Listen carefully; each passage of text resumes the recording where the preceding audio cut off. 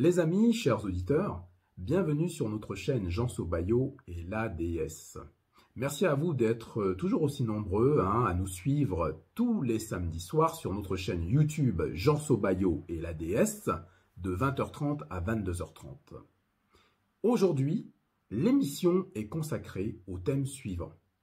Le couple mixte est-il toujours en vogue dans l'après Black Lives Matter, dans l'après George Floyd? À tout de suite. Chers auditeurs et chers amis, bienvenue sur notre chaîne Jean Sobayo et la déesse.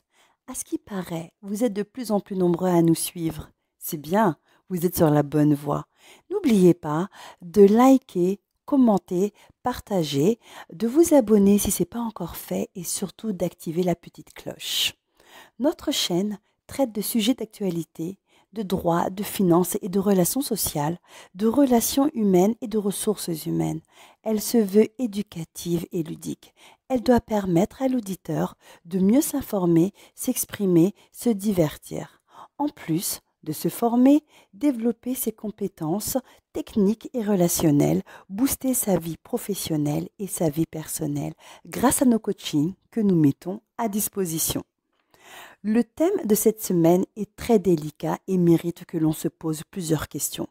Le thème est le suivant. Le couple mixte est-il toujours en vogue dans l'après Black Lives Matter? Je vais commencer par dire que chacun fait ce qu'il veut avec sa vie amoureuse. Néanmoins, avec le live de cette semaine, nous voulons donner de bons conseils aux personnes qui sont en couple mixte et surtout qu'elles se posent les bonnes questions. Alors, l'une d'elles est la suivante. Est-ce que votre conjoint ou conjointe est solidaire avec vos combats? Serait-il ou serait-elle prêt à vous rejoindre lors d'une manifestation? Est-il ou est-elle toujours à l'écoute lorsque vous lui faites remarquer le nombre d'actes racistes contre les Noirs? Vous fait-il ou vous fait-elle l'affront de vous rétorquer qu'il y a quand même du racisme anti-blanc? Vous sentez-vous à l'aise de parler de racisme dans votre couple?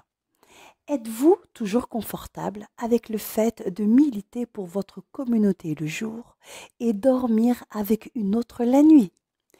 Est-ce que vous ne confondez pas votre couple mixte avec un couple Black Love? Autant de questions que vous vous posez sûrement, vous qui êtes en couple mixte. Nous allons y répondre en y mettant de bons conseils remplis de bienveillance et aussi pour que vous puissiez identifier si votre conjoint ou votre conjointe est vraiment avec vous ou contre vous. Retrouvez-nous ce samedi à 20h30 et pendant ce temps-là, vous pouvez nous raconter en commentaire ce que votre partenaire a fait de bien pour vous ou si au contraire, il ou elle n'a rien fait pour vous soutenir dans vos combats. Alors, je vous le dis d'emblée, ici il ne s'agit pas de statuer sur le fait que ce soit bien ou pas bien d'être dans un couple mixte. Encore une fois, c'est un choix qui est personnel.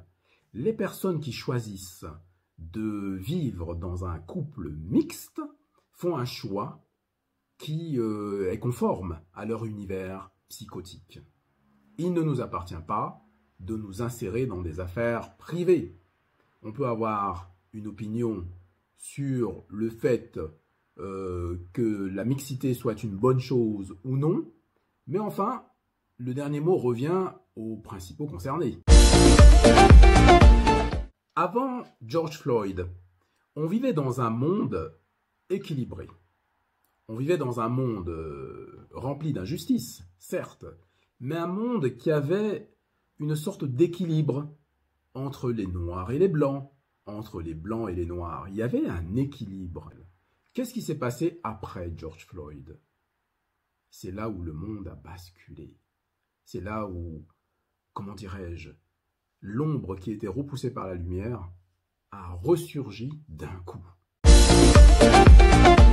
De toute façon, en parlant d'ombre et de lumière, il faut savoir que les personnes de toute façon qui vont ailleurs, c'est-à-dire en dehors de leur propre collectif, de leur propre communauté, sont toujours perçues un petit peu comme des traîtres.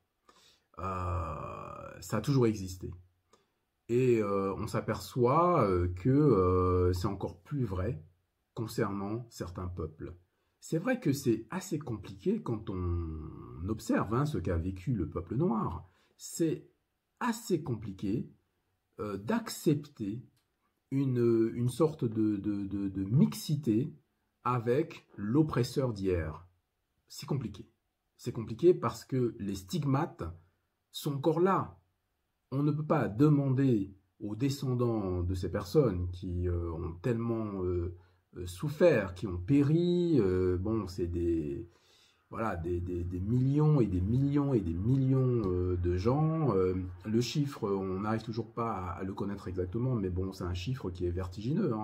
Nous, on estime plutôt en centaines de millions. Après, on sera contredit évidemment par d'autres personnes qui ont, comme par hasard, d'autres chiffres. Bref, tout le monde s'accorde à dire que c'était un désastre, que c'était un crime contre l'humanité. Alors, les descendants ont beaucoup de mal à pardonner. Et c'est tout à fait normal, on ne peut pas leur en vouloir. C'est pour ça que, à un moment donné, dans notre société, il peut y avoir une espèce d'apaisement. Et puis, tout à coup, il y a un dérapage. Et ce qu'on a connu il y a quelque temps, avec cette affaire, notamment George Floyd, c'est un drame. C'est un drame à tous les niveaux. Parce que vous voyez, ce qu'on pensait enfoui dans le passé est toujours là. Et c'est un avertissement qu'on nous donne. C'est un avertissement qui nous est donné par cette affaire George Floyd. Parce que combien d'autres affaires George Floyd n'ont pas vu le jour à cause de moyens technologiques, parce qu'il n'y avait pas la télé, parce qu'il n'y avait pas de caméra, parce qu'il n'y avait pas de vidéo. Je vous avoue une chose certaine. Si j'avais été dans un couple mixte au moment de l'affaire George Floyd, je vous assure, mon couple aurait complètement capoté. Ah oui, ça aurait viré au drame parce que je n'aurais jamais pu supporter ce genre de choses. Ça aurait eu un impact. Et pour les personnes à qui c'est arrivé, on ne peut pas leur en vouloir. On ne peut pas leur en vouloir parce que, à un moment donné, vous savez, il y a le pardon, en quelque sorte. Il y a la compréhension aussi. On se dit, les gens d'aujourd'hui ne sont pas les mêmes qu'hier. Mais enfin, quand il y a des histoires comme ça qui ressurgissent, c'est tout à fait normal que les gens se posent de vraies questions. Et c'est tout à fait normal que les gens se retrouvent dans ce type de positionnement en se disant « Oula, attention, c'est peut-être pas fini. Les choses qu'on pensait effectivement disparues sont toujours là quelque part. » Et c'est ça qui est vraiment très inquiétant. Je veux bien, moi, que l'amour existe. Je veux bien qu'on soit tous des êtres humains à part entière et qu'il n'y ait pas de différence, notamment du fait de notre couleur de peau, de nos origines, de notre religion, etc. Bon, je veux bien. Mais enfin, quand ce sont toujours les mêmes qui sont stigmatisés, quand jusqu'en 1992, il existe au cœur même de l'Afrique ce qu'on appelle l'apartheid, c'est-à-dire qu'il faut bien comprendre ce que c'est l'apartheid. Les gens sont tranquillement chez eux, dans leur pays, sur leur continent. Il y a des étrangers qui sont venus du Nord, d'Europe, et qui les ont considérés encore moins que des sous-êtres. Et carrément, en interdisant certaines choses, parc interdit aux Noirs, les Noirs ont l'interdiction de s'asseoir à tel ou tel endroit, les Noirs ne peuvent pas fréquenter tel ou tel établissement scolaire. Ils ont créé vraiment un monde atroce. Et on peut me dire à moi ce qu'on veut, nous qui sommes descendants des gens qui ont tant souffert et qui avons grandi quand même, ou ceux qui sont nés même dans les années 90 et qui ont connu encore les stigmates de l'apartheid. Comment est-ce que vous voulez qu'aujourd'hui, on s'asseye tranquillement en disant « c'est super la mixité, il faut continuer, il faut se mélanger, tout le monde est beau, tout le monde est gentil ». Ce n'est pas possible. Il y a un problème. Et en fait, au lieu de toujours essayer d'arrondir les angles, d'avoir des discours hyper mielleux qui servent très souvent des intérêts politiques ou des intérêts économiques, ou les deux, eh bien, il faut aller tout droit. Il faut aller droit au but. Il faut dire les choses telles qu'elles sont. Sur cette terre, les Noirs ne sont pas aimés. Les Noirs, j'allais dire les soirs, les Noirs ont toujours été stigmatisés depuis fort longtemps. Et à un moment donné, on le disait lors de nos émissions, c'est pour ça qu'il faut venir à nos émissions, à un moment donné, il faut dire les choses, à un moment donné, il faut arrêter la politique de l'autruche. Il faut dire les choses. Les Noirs ne sont pas aimés. Les Noirs ont souvent, toujours même, été stigmatisés. Et on le voit tous les jours. Ce n'est pas possible que jusqu'en 1992, il y ait eu l'existence de l'apartheid. Ce n'est pas possible qu'aujourd'hui, en Afrique du Sud, il existe encore beaucoup de problèmes. Ce n'est pas possible que les Noirs, qui étaient propriétaires de ces terres-là, aient vu leurs terres confisquées par les Blancs. Ce n'est pas possible que le monde entier, c'est-à-dire que quand on dit le monde entier, toutes ces personnes qui se réunissent, qui prennent des décisions pour le monde entier, comment est-ce que toutes ces personnes ont pu laisser faire ce genre de choses jusqu'en 1992? Il y a énormément de raisons pour lesquelles il est très difficile de demander aujourd'hui aux afrodescendants d'accepter la mixité. C'est pour ça que, bien que ce soit une affaire individuelle, c'est quelque chose qui ne passe pas. C'est quelque chose qui est très mal perçu aujourd'hui, dans l'après George Floyd, dans l'après Black Lives Matter.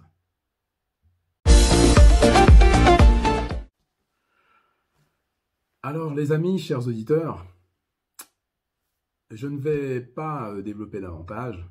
Vous en saurez plus en venant effectivement samedi de 20h30 à 22h30 débattre avec nous sur ce sujet passionnant de la mixité, du couple mixte après les terribles événements que nous avons connus, après Black Lives Matter, après George Floyd, après Michel Zecler.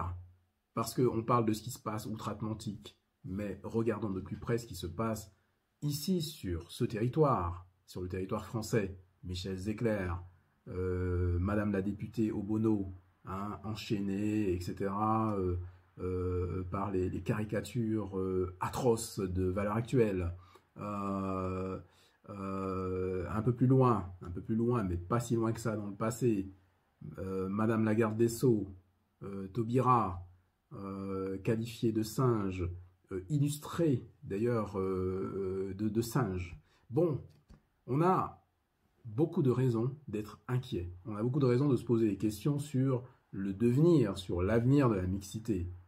Même si nous respectons effectivement, on va dire, l'univers psychotique de chaque être humain sur cette terre, puisque par définition, nous bénéficions tous d'un libre arbitre, comment est-ce qu'on peut faire autrement que de s'interroger sur ces attitudes agressives, c'est un mot gentil, agressif, sur ces atrocités qui ont été commises et qui continuent d'être commises sur les Noirs, simplement parce qu'ils sont noirs. Vous voyez, nous jetons le pavé dans la mare. Il vous appartient à tous de venir nous rejoindre samedi à 20h30 sur notre chaîne YouTube Jean Sobayo et la déesse pour nous expliquer ce que vous en pensez, nous dire tout ce que vous avez dans le cœur, et puis nous donner aussi effectivement votre version à vous. Elle peut être une version contraire. Vous pouvez très bien venir nous voir et nous convaincre en disant, vous savez, vous êtes peut-être un petit peu trop pessimiste, et que l'avenir est rose, et que blanc et noir vont pouvoir cheminer ensemble comme un tout, et que tout le monde aura les mêmes droits, et que tout le monde sera respecté, et qu'il n'y aura plus des dérapages aussi inconsidérés.